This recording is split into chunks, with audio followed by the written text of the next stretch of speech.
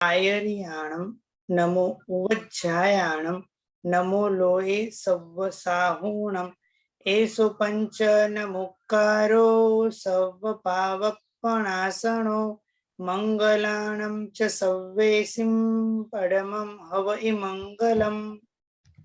Last स्वाध्याय में हमने देखा कि भगवान ने मार्ग बताया। भगवान ने किसका मार्ग बताया? अर्पणा बेन, हाँ, आपको मैं पहले पूछूंगा, भगवान ने मार्ग बताया, किसका मार्ग बताया?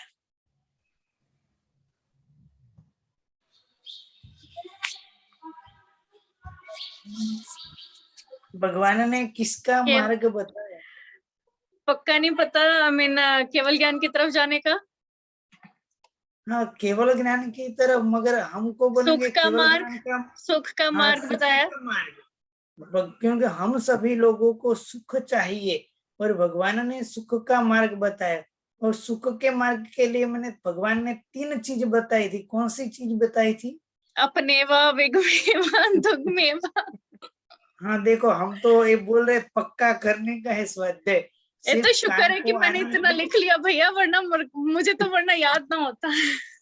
हाँ, तो हम तो पक्का मांगेंगे। अर्पणा बेन इतना मैनेजमेंट कर रहे हैं, हम तो पक्का तो मांगेंगे इतना, बराबर। ये भगवान ने सुख का मार्ग बताया कि उपनेवा विगमेवा और धुएवा, कि इस जगत में चीज उत्पन्न होती है, क्षणिक के लिए स्थिर रहती है, बाद में वो नष्ट हो जाती है। यदि हमारे पास कोई नया मोबाइल आया है और हमारे पास आया तो वो चीज उत्पन्न हुई, वो मोबाइल थोड़े टाइम रहेगा, बाद में वो नष्ट हो जाएगा। तो पदार्थ जो है, इसके हमको अनित्यता का दर्शन करने का है। जब तक हम अनित्यता का दर्शन नहीं करेंगे और नित्यता का दर्शन करेंगे कि यह पदार्थ नित्य है, ऐसा हम जो मानेंगे, तो हमको दुख का कारण होगा। यदि हमें सुख की प्राप्ति करना है तो हमें सभी चीजों में अनित्यता का दर्शन करना है। जब तक हमको नित्यता का वेदन है तब तो हम दुखी है। हमको सुखी होना है तो हमें क्या करना है? अनित्यता का संवेदन करना है। दूसरी और चीज एक ध्यान में रखना है, कर्तृत्व भाव, जो हमारे जीवन में कर्तृत्व भाव की बुद्धि है, वो हमको नष्ट करना है। क्योंकि हम सभी जगह क्या बोलते हैं? यह काम किसने किया? मैंने किया। ये किसने किया? मैंने किया। इस जगत में जो भी अच्छा काम हो रहा है वो भगवत कृपा से हो रहा है। इसमें हम तो क्या है? मात्र निमित्त भूत है। यदि हम करने वाले होते, यदि घर पे कोई मेहमान आए हैं और अच्छी चाय बनी है और मेहमान बोलेंगे ओह अब तो बहुत बढ़िया चाय बनी है, बाद में हम क्या बोलेंगे? Thank you. Arpana thank you बोलेंगे कि मैंने बनाई? सच में बताओ। नहीं, बस थैंक यू बोलेंगे कि चलो पसंद आ गई उनको। नहीं, घर पे 4-5 बहनों है और यदि चाय बने और बहुत बोलेंगे ये चाय बहुत अच्छी बनी है, तो हम क्या बोलेंगे? तो जिसने बनाई वो अपनी तारीफ में आगे बढ़ेगा। हाँ, पर मैंने लेकिन मैंने किया। बाई चांस मैंने मेरे किया। केस में ऐसे आता नहीं, तो इसलिए मेरे से निकला भी नहीं वैसे। हाँ, सभी अलग अलग रहते हैं, सभी अलग अलग प्रकार के स्वभाव से, मगर सामान्य रूप से होता कि जिसने बनाई वो बोलेगा चाय मैंने बनाई। सच में बताओ तो चाय किसने बनाई? तो कि चाय यदि है तो यदि हम बोलते कि चाय हमने बनाई, मगर ऐसा भी हो सकता है कि चाय में चाय पत्ती भी बोलेगी कि चाय तो मैंने बनाई, मेरे बिना चाय तो बना के देखो। चाय पत्ती है तो और वो आगे सोचे, तो चाय पत्ती लाया कौन? आसाम में चाय तो बनी आसाम में इसकी खेती हुई, वहां के जो वर्कर थे उन्होंने पूरा इसको उगाया, किया, काट किया, बाद में ट्रांसपोर्ट वाला बोला मैं भी इधर लाया तो चाय मैंने बनाई, मेरे बिना चाय तो बनाओ।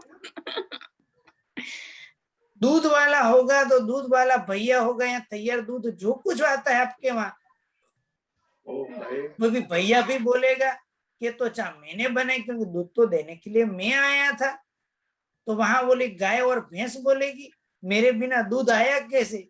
चा तो मैंने बनाई, અને નહીતર वहां तक कि गैस की पाइपलाइन और गैस की टंकी होगी, गैस का बाटला, वो भी बोलेगा गैस तो चा तो मैंने बनाई, गैस बिना बनाओ चा।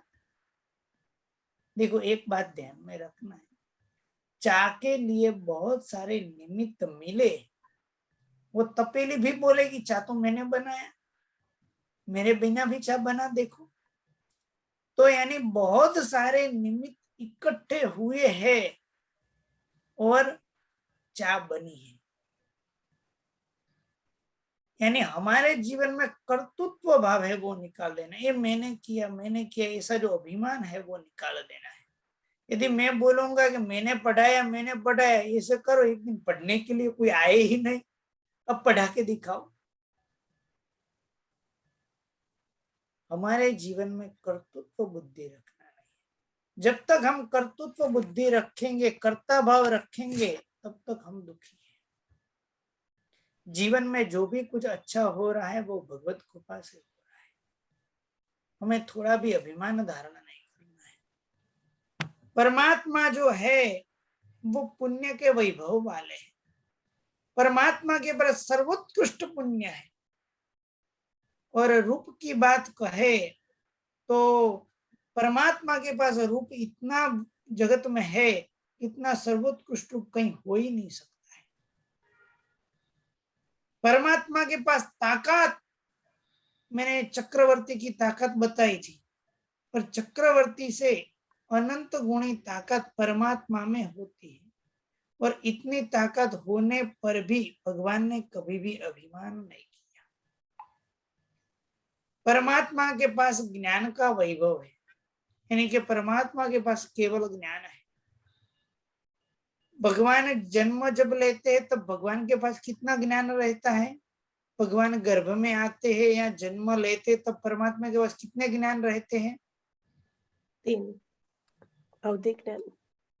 अर्पणा बेन, आप मुझे आंसर देते रहे ना, हम आप मना करेंगे फिर भी हम पूछेंगे आपको। हाँ, बाद में 3 तो मालूम हो गई, मगर अभी तो ज्ञान कितने हैं? ज्ञान के प्रकार कितने? 4 तरह के, 5 5 प्रकार। हाँ, 4 5 चारों तरफ एंड सेंटर में केवल ज्ञान। हाँ, एक केवल ज्ञान, हाँ, वो हमको सेंटर वाला केवल ज्ञान प्राप्त करना है।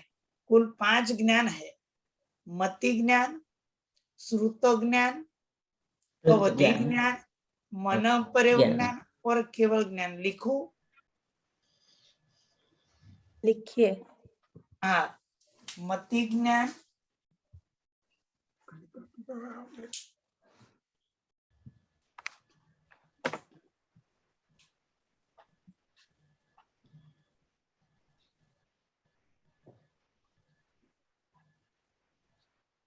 श्रुत ज्ञान,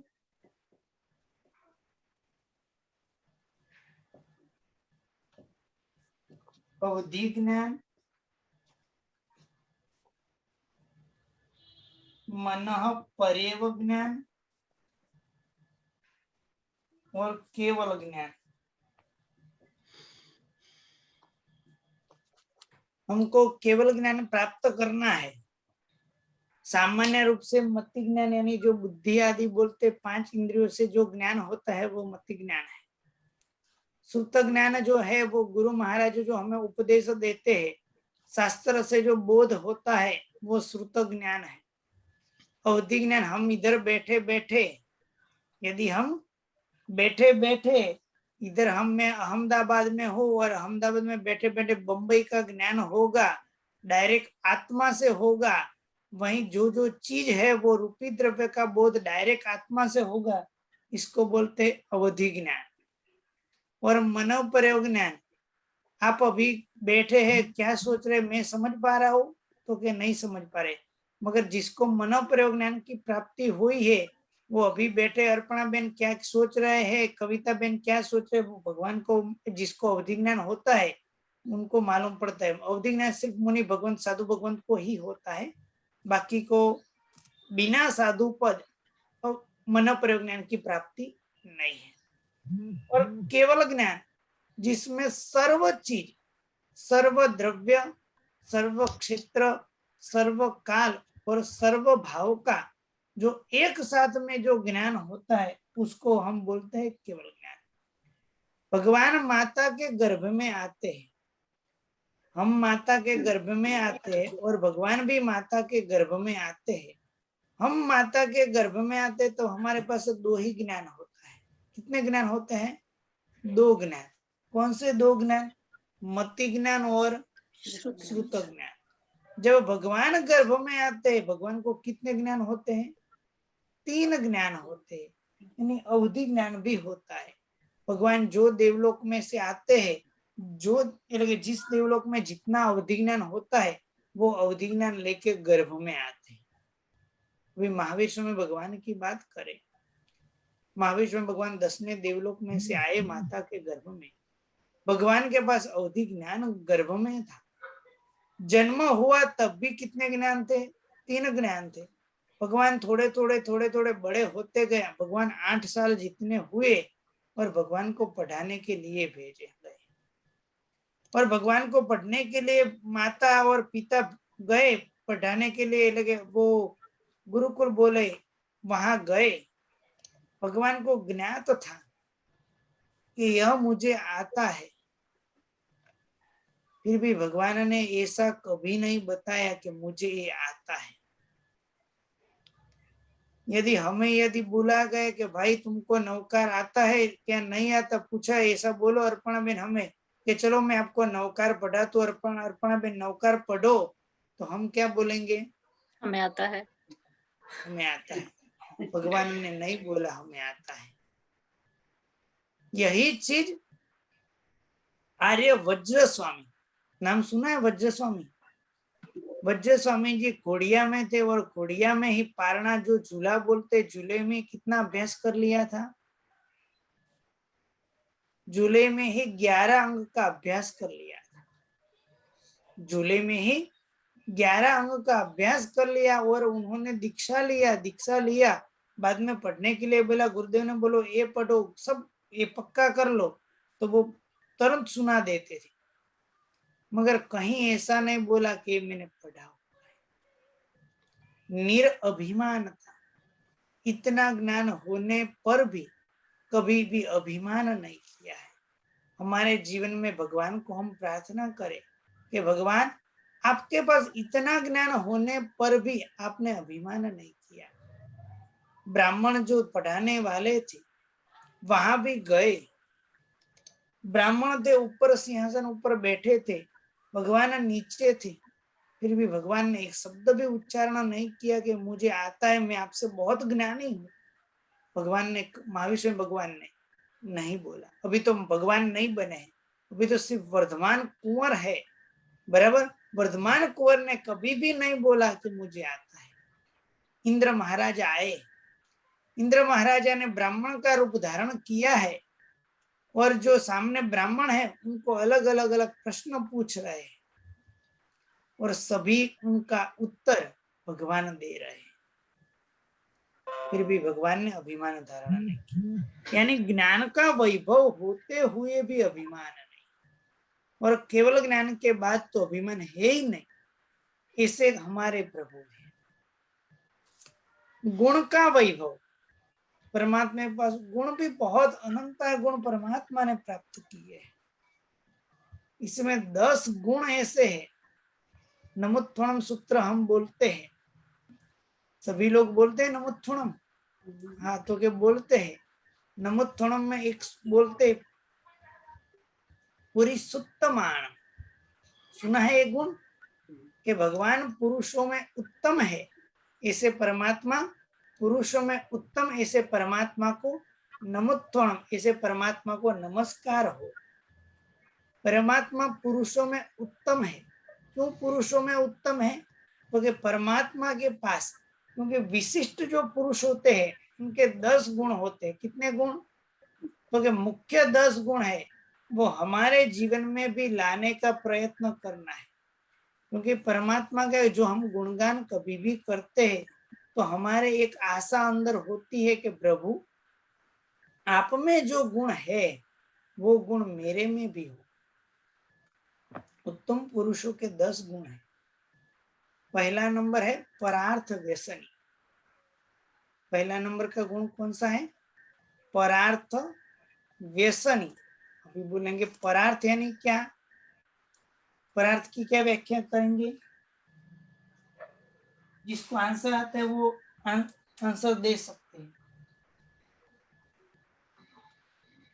परार्थ व्यसनी, परार्थ किसे कहेंगे?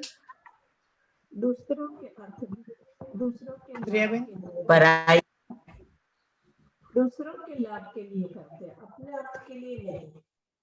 परार्थ यानी पर, अर्थ यानी पर का कार्य, दूसरे का कार्य करना यानी परोपकार करना। देखो परोपकार करना ये वो सामान्य, और इसमें और एक बड़ी बात लिखी, व्यसनी। व्यसनी किसको बोलते हैं?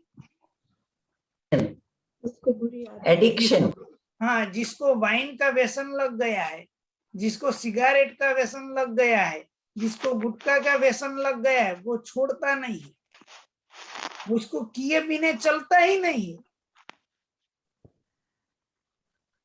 इसे परमात्मा है परार्थ व्यसनी, यानी परोपकार किए बिना उसको चैन ही नहीं लगता है। यानी परोपकार करने वाले, जिसको परोपकार किए बिना चलता ही नहीं है। इतना अभी मैं बात करूं महाविष्णु भगवान को, परोपकार की इतनी परोपकार की इतनी भावना कि चंड कौशिक साप, जो चंड कौशिक सर्प था, उनको प्रतिबोध करने के लिए वो जंगल में प्रतिबोध तो किया। बुझ बुझ चंड कोशिया भी बोल, बुझ बुझ चंड कोशिया भी बोला, वहीं रहे। वो बाद में बोध पामा, बोध प्राप्त किया है, फिर भी वहीं परमात्मा 15 दिन ठहरे। इसके लिए एक परोपकार की भावना अंदर पड़ी थी। परोपकार व्यसनी थे, तो इसलिए परमात्मा वहीं रहे। दूसरा नंबर है स्वार्थ गौणता।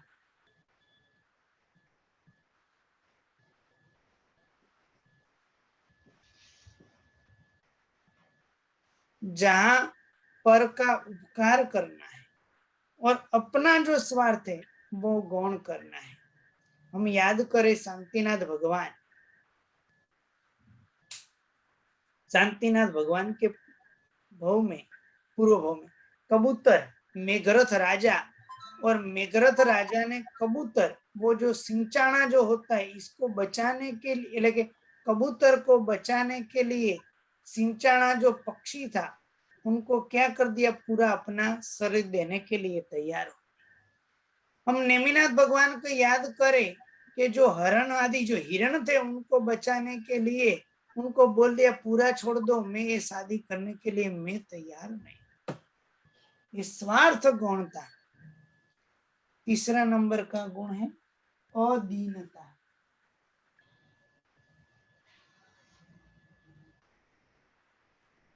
हमारे जीवन में कुछ भी हो जाए तो हम क्या हो जाते, दीन हो जाते।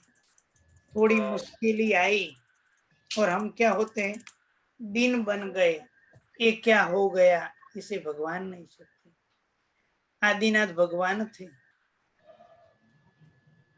सभी ने आदिनाथ भगवान का जीवन चरित्र शायद सुना होगा। भगवान ने 400 दिन के उपवास किए। अर्पणा बहन सुना हुआ है? पूरा इन बिटवीन पता है, ज्यादा नहीं पता। हाँ, ऐसा तो सुना हुआ है कि भगवान ने 400 दिन उपवास किया। जी। मैं आपको बताऊं 400 दिन उपवास क्यों किए भगवान ने।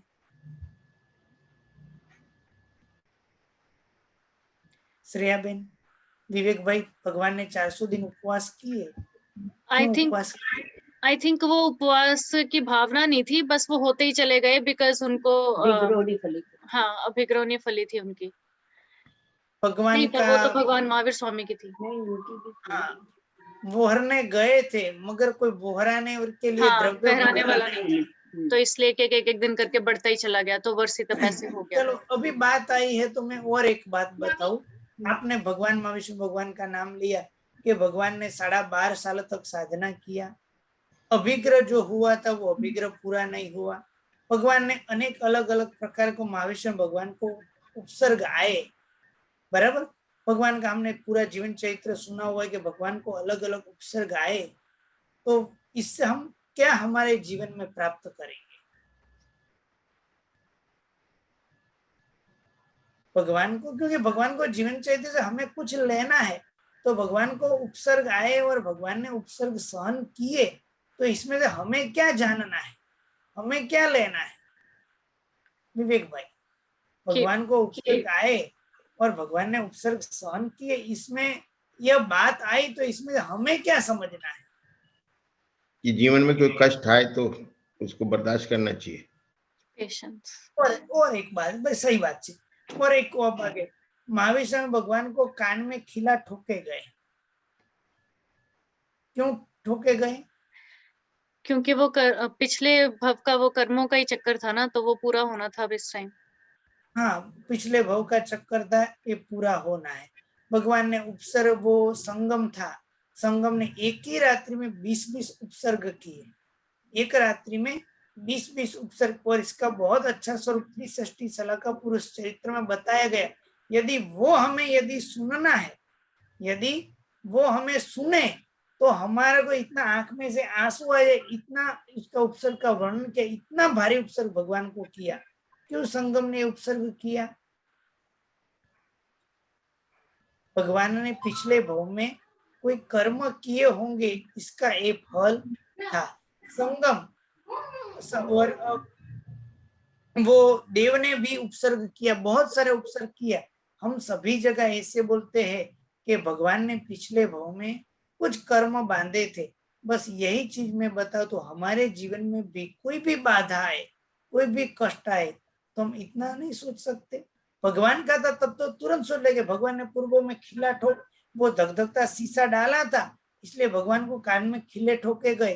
तो हमारे जीवन में भी हम भी तुरंत सोच ले कि हमारे जीवन में भी जो भी कष्ट आता है वो पूर्व भव के कर्म से किए हुए आता है इस भव में, क्योंकि हमने जो पूर्व भव में जो किया है, जैसा करेंगे वैसा हम प्राप्त करेंगे। इसमें हमें दीन नहीं होना है, जो आए हैं इसको हमको क्या करना है, बिना दीन हम क्या करें, समभाव में क्या करना है, पूरा हम समभाव से सहन किए।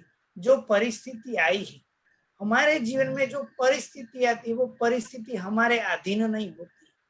जीवन में कोई भी परिस्थिति आती है वो परिस्थिति हमारे अधीन नहीं होती है, मगर जो मनस्थिति होती है वो मनस्थिति हमारे हाथ में होती है। क्योंकि जीवन में कोई भी परिस्थिति आए, ये ठंडी आती है, गर्मी आती है, सुख आता है, दुख आता है, बीमारी आती है, हमें सुख का आता है, वो हमारे हाथ में नहीं है। हाँ, थोड़ा कुछ हम निमित्त भाव है, मगर पूरा हमारे अधीन नहीं है। मगर जो मनस्थिति है, हमें कौन सा सोचना है, कैसा सोचना है, वो हमारे हाथ में है। प्रभु को प्रार्थना करें कि प्रभु परिस्थिति जो वो मेरे हाथ में नहीं है, मगर मनस्थिति मेरे हाथ में। भगवान आपकी कृपा से हर एक परिस्थिति में मैं समभाव में रहूं, मैं चलित विचलित ना हो, ऐसे मैं आपको मैं प्रार्थना कर रहा हूँ। रोज हम भगवान को प्रार्थना करें कि भगवान आपकी कृपा से मेरी मनस्थिति है वो समभाव में बनी रहे, मनस परिस्थिति के आधार मेरी मनस्थिति चला न जाए, इसकी हम में प्रार्थना करें। भगवान कभी भी दीन नहीं होते। आदिनाथ भगवान 400 दिन तक गोचरी बोहरने के लिए गए। यदि हम एक उपवास करते हैं तो हमको इतना कष्ट तो लगता है, फिर भी कष्ट नहीं लगता है, क्योंकि हमने सोच समझकर उपवास किया है। अगले दिन इसका उत्तर पारणा भी किया है थोड़ा ज्यादा, और जब पारणा होता है तब भी सामान्य रूप से विशेष रूप से तैयार करते हैं। मगर भगवान की बात करें, 400 दिन तक हर रोज गोचरी बोहरने के लिए गए थे, यानी पारणा करने की ही भावना थी, गोचरी मिल जाए तो लेने की ही भावना थी। हर रोज सुबह में जा, हर रोज सुबह में नहीं, दोपहर जब टाइम रहते जब गोची का हर रोज गोची के टाइम पे भरने के लिए जाते थे, वही खाली हाथ जाते थे, खाली हाथ वापस आते थे, फिर भी मन में थोड़ा भी दिन भाव नहीं था कि आज मुझे गोची नहीं मिली। हमने आदिनाथ भगवान का जीवन चरित्र सुन लिया, मगर हमारे जीवन में लेना है, यदि हम कोई बिजनेस करने के लिए गए, कुछ सोचा था इसमें कुछ अच्छा खासा मुनाफा होगा, वो भावना थी, वो भावना के साथ हम गए, फिर कुछ प्राप्त नहीं हुआ, हम क्या होते हैं, दुखी हो जाते हैं। आदिनाथ भगवान को याद करें, वो गए फिर वापस आए, फिर भी वहीं कहीं भी उन्होंने मन में थोड़े भी दिन नहीं हुई।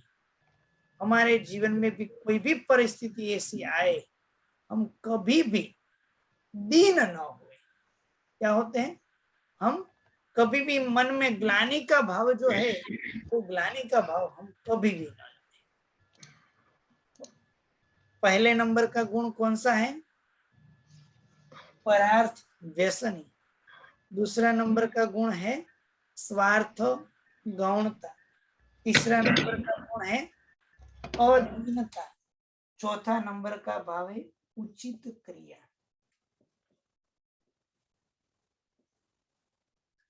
सभी जगह हमें उचित क्रिया का पालन करना है। जो अवसर आए हमारे जीवन में, वो अवसर पे हमें उचित क्रिया करनी है। उचित क्रिया हमें कभी भी चूकना नहीं है। यानी भगवान जो होते हैं, जब तक निकाचित कर्म भोगावली कर्म होते हैं, यानी भगवान जो थे महाविष्णु में भगवान ने, उन्होंने गर्भ में एक नियम धारण किया।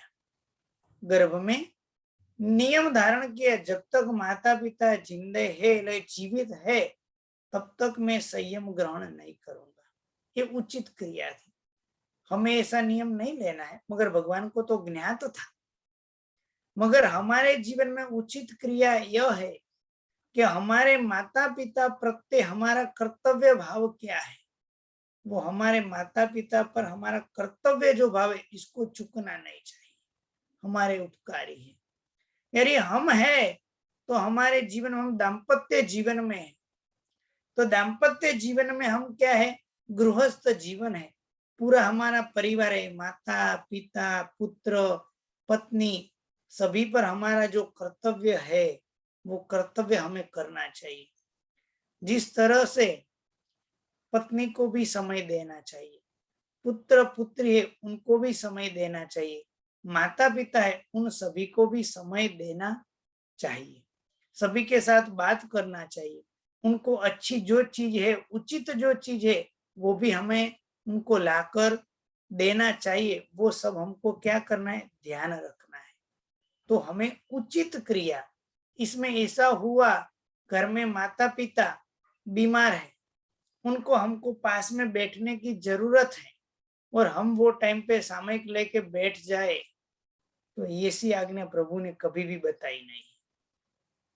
भगवान ने बताया सभी जगह हमें क्या करना है, उचित क्रिया का पालन करना है।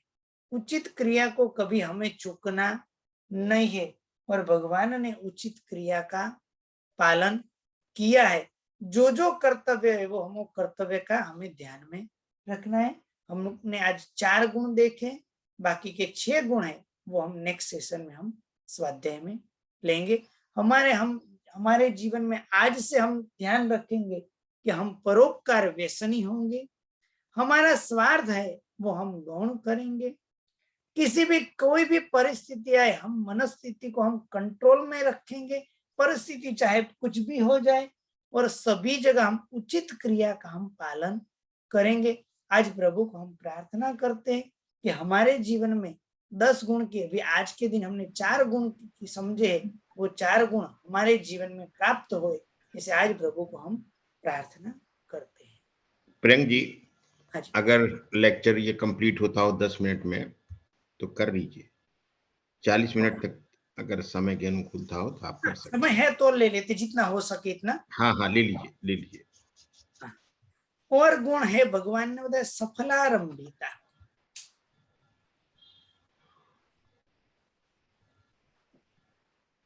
इसको मैं थोड़ा अलग करूंगा। सफल आरंभ।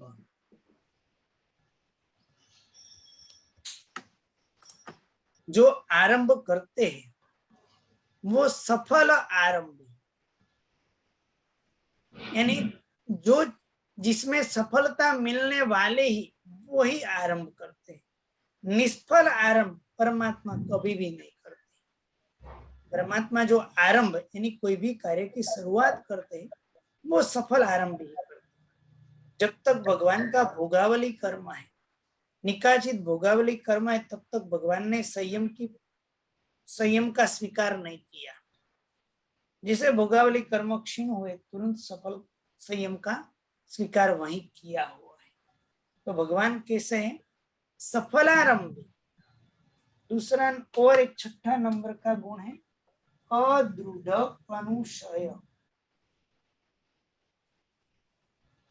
अदृढ़, नीचे मैंने गुजराती लिखने का चालू कर दिया। अदृढ़ अनुशय। अनुशय यानी कसाय। भगवान कभी भी कसाय जो है सामान्य रूप से कसाय करते नहीं। कब? जब तक केवल ज्ञान की प्राप्ति नहीं होती उसके पहले की बात है। केवल ज्ञान होने के बाद तो कसाय होते ही नहीं है। मगर हमारे जीवन में जो कसाय होते हैं, जो तीव्र क्रोध, मान, माया और जो लोभ होते हैं, हमारे जीवन में तीव्र हो जाते हैं। मगर भगवान के कभी भी क्रोध, मान, माया, लोभ जो होते हैं वो तीव्र नहीं होते। केवल ज्ञान के पहले हो सकते हैं मगर वो तीव्र मात्रा में नहीं। तो हम भी हमारे जीवन में कसाय न होए उसके लिए हम प्रयत्न करते हैं।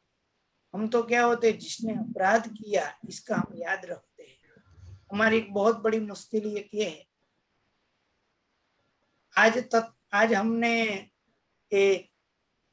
क्लास में क्या सीखा, दूसरे शनिवार को हम पूछेंगे, रविवार को चलाया था क्या चलाया था वो याद नहीं। मगर आज से 10 साल पहले जिसके साथ झगड़ा हुआ होगा इसका आज भी नाम याद है, पूरी हिस्ट्री के साथ। जो याद रखना है वो हम याद रखते नहीं, जो नहीं रखना है वो पूरी हम मेमोरी भर भर के रखते हैं।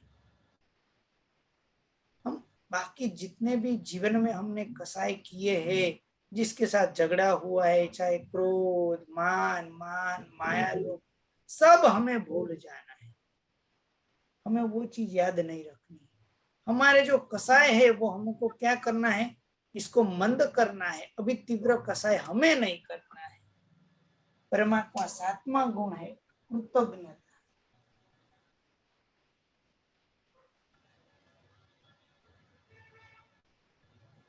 कृतज्ञ यानी हमारे जीवन में जिसने भी उपकार किए इसका उपकार हमें कभी भी भूलना नहीं। हमारे जीवन में जिसने भी उपकार किया है वो उपकार कभी भी भूलना नहीं है। अर्पणा बेन, आपको कोई तबीयत पूछे कि आपकी तबीयत कैसी है, अच्छी है, तो हम क्या जवाब देंगे? अच्छी है, परमात्मा की कृपा से अच्छी है।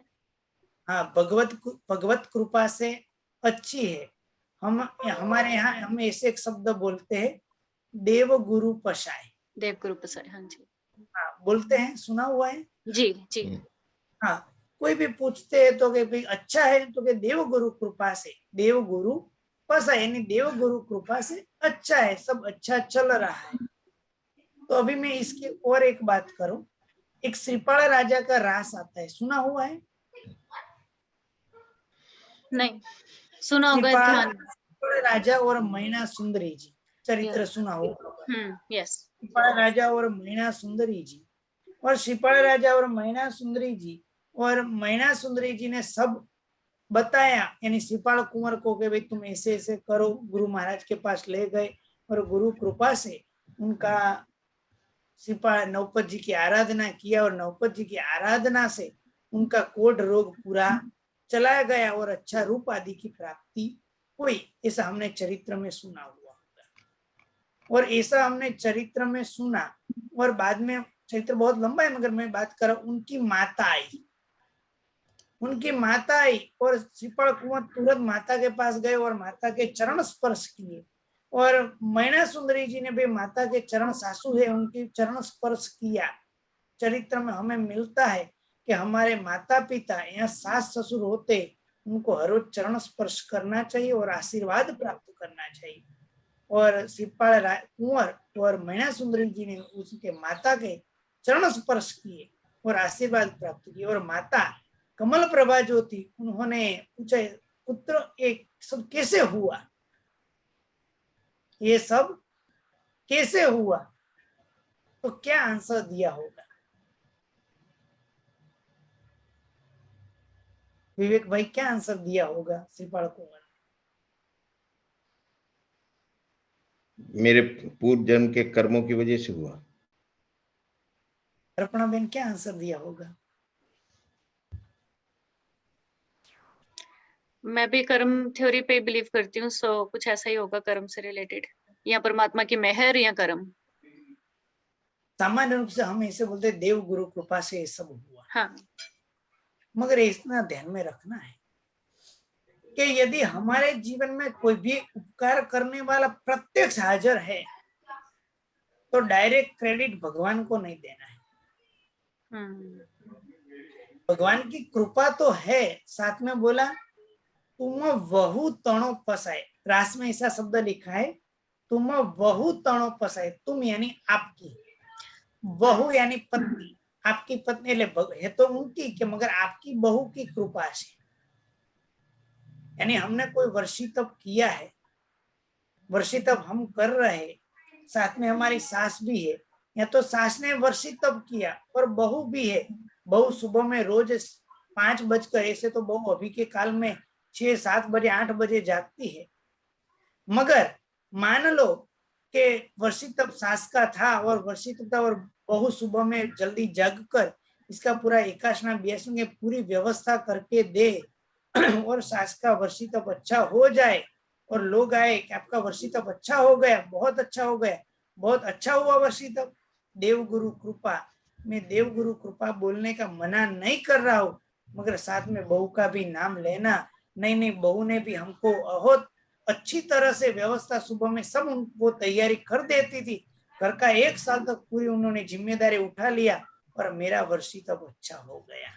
यानी हमारे जीवन में कोई भी उपकार करे, वो उपकार को हमें जानना, इसको हम बोले कृतज्ञ। यानी किसने भी कृत यानी उपकार किया है, उनको हर हमेशा लाइफ टाइम उसको हमको याद रखना है, उपकार को भूलना नहीं है, इसको हम बोलते हैं कृतज्ञता। ये हमारे जीवन में कृतज्ञता गुण लाना है। हमारे सास ने हमारे लिए सब कुछ किया, बहू ने सास के लिए सब कुछ किया, मगर एक कार्य नहीं किया तो गया सब, पूरा गया पानी। हम किसको याद रखते हैं? एक जो नहीं किया उसको याद रखते हैं, जो किया उसको हम याद करते ही नहीं। तो हमें ऐसा नहीं करना है, हमें कृतज्ञता, कोई बात नहीं, एक नहीं किया है, एक नहीं किया है तो होगा कुछ कारण से, मगर बाकी के सब कार्य तो किए थे ना, तो वो हम क्यों भूल जाते हैं? अभी कोई बोलेंगे हमारे जीवन में हो सकता है, यदि सभी को देखो, आज जीवन में ऐसा कोई नहीं हुआ है कि सास और ससुर को, सास और बहू को संबंध अच्छे हुए। वो तो पूर्व में बहुत बहुत बहुत बहुत पुण्य किए होते तो सास और बहू का एक स्वभाव होता है, बाकी होता ही नहीं। आज तक किसी को हुआ ऐसा मिले हैं? बहुत कम है। और जिसको हुआ है वो पूर्व में बहुत सारे पुण्य किए हैं, इसको ही होता है। बाकी हमारे बोलते 12वां चंद्रमा ही होता है, बराबर है सभी को। मगर हम जितना भी हम धार्मिक पढ़े हुए, प्रभु ने जो वचन बताए हैं, प्रभु ने जो मार्ग बताया है, वो तो हमने प्राप्त किए हैं। तो हम कृतज्ञता जो गुण है वो हमारे जीवन में कभी भी उसको हम दूर करेंगे नहीं। हमारे जीवन में क्या रखेंगे? कृतज्ञता गुण रखेंगे।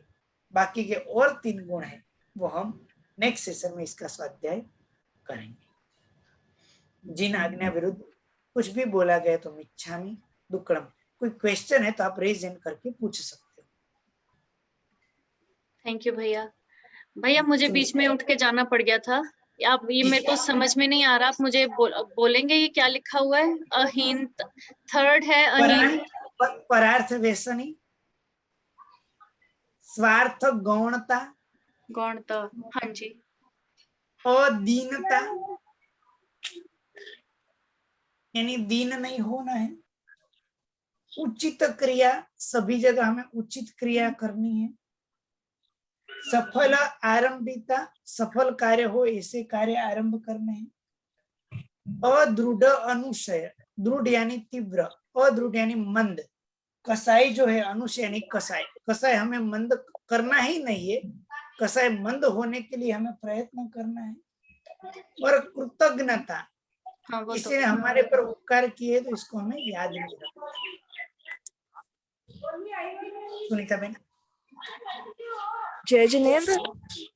मेरा एक क्वेश्चन है कि मैंने पढ़ा था कि आदिनाथ भगवान ने 6 महीने का उपवास का पचकान किया था दीक्षा के बाद, और उसके बाद बाकी समय में उनको अंतराय हुआ।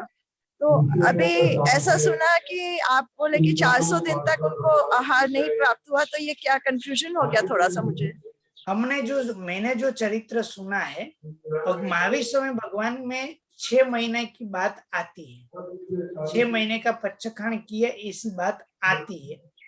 और अभिग्रह की 5 महीना और 25 दिन वो अभिग्रह की भी बात आती है, मगर आदिनाथ भगवान ने 6 महीना तक पचखान किया ऐसा मैंने सुना नहीं। मैंने ऐसे ही पढ़ा था आदिनाथ चरित्र में कि इसीलिए फिर वो वर्षी तप हो गया कि 6 महीने का तो उन्होंने पचकान लिया ही था, और उसके बाद क्योंकि उनको दान का उसका वहां के समाज को उस समय मालूम नहीं था, तो कोई अपना स्त्री बहराता था, कोई व्रत में रहता था, वो बात है। हाँ, वो दोनों कारण कुमार जो उनके पौत्र थे उनको स्वप्न आया और उन्होंने पारणा करवाया, वो चरित्र कराया। बराबर है, मगर 6 महीने के उपवास की ऐसा मैंने नहीं सुना। जी, अलग अलग चरित्र में अलग अलग हो सकता है, संभावना हो सकती है। बर धन्यवाद। रीटा बेन। बहुत सुंदर। मैंने माइक्रोफोन चालू कर। हाँ, एक मिनट। कोई क्वेश्चन हो रीटा बेन? वो कर सकते हैं अपने आप को अनम्यूट। आप अनम्यूट कर सकते हो। नहीं। हेलो। हाँ बोलो रीटा। हाँ भैया, आपके YouTube में कौन से लिंक पे आते हैं प्रवचन आपके? YouTube में जैन ऑनलाइन पाठशाला करके YouTube चैनल है, वहीं आते हैं। और अलग अलग जो सेशन, हमारे अलग अलग सेशन रहते हैं संडे के दिन के हैं अलग अलग, तो वो ये नंबर पे आप व्हाट्सएप कर सकते हो, इसकी आपको लिंक मिल जाएगी व्हाट्सएप ग्रुप की। ओके, नंबर भेजा है ना आपने? हाँ, ये नंबर लिखा हुआ 9909866145।